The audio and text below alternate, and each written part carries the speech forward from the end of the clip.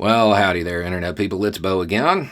So, today we are going to talk about what the author of Mouse might be getting wrong. And I say might be because I'm not 100% sure. I saw an interview, and we'll get to all that. If you don't know what's going on, a school board in Tennessee, people who are, in theory, supposed to be educators, they have decided to remove Mouse, to ban it. Can't be taught. If you don't know what Mouse is, it's a graphic novel, critically acclaimed. It's a comic book. It is a comic book that is set in the most horrible period of the 20th century. And it tells the story through animals, mice, you know. The author gave an interview and seemed to be trying to entertain the school board's objections in good faith, trying to take each individual argument and kind of mull it over in his head. And I don't know if he was doing this simply because he's in shock because of how it appears, or he was doing it as a rhetorical device, because that's an effective rhetorical device. If you can take a bad faith argument and destroy it while treating it as a good faith argument, it works. Some people do it so often that they have a catchphrase for when they start to do it. And if you don't believe me, let's just pretend that it's true for a minute. It works.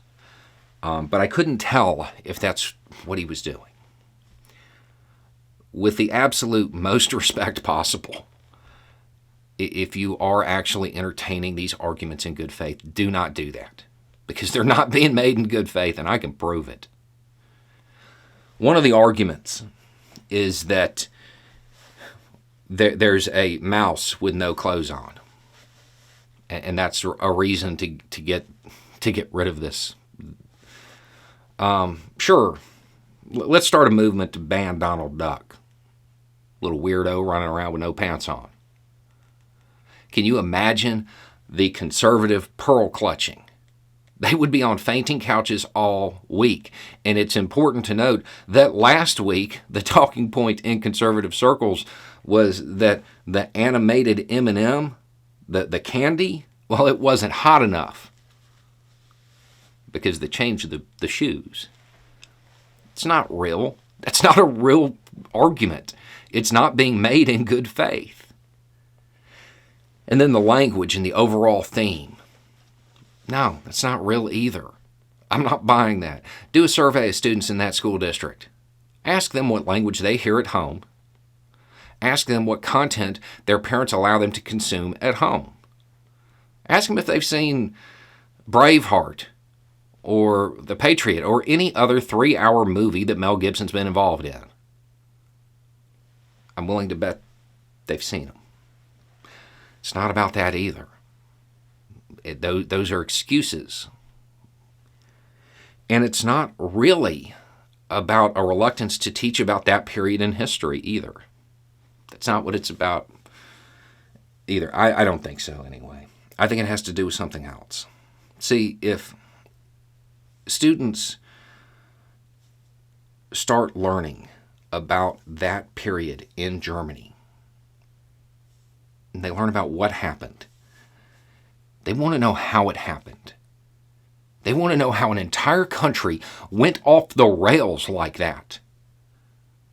They want to know what moved the population to think this was okay, or to stand by.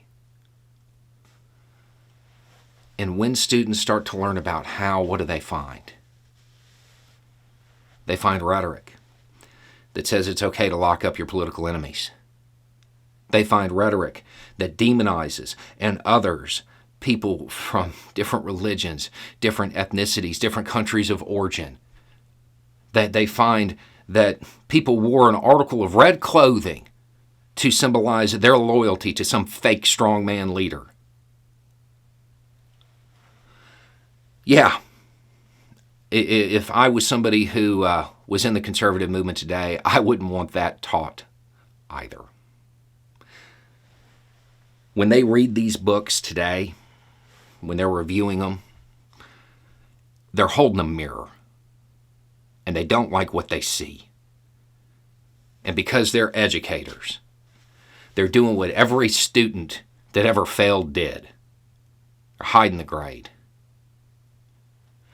They couldn't recognize the signs of authoritarianism rising in this country, so they're just hiding the fact that they failed that test.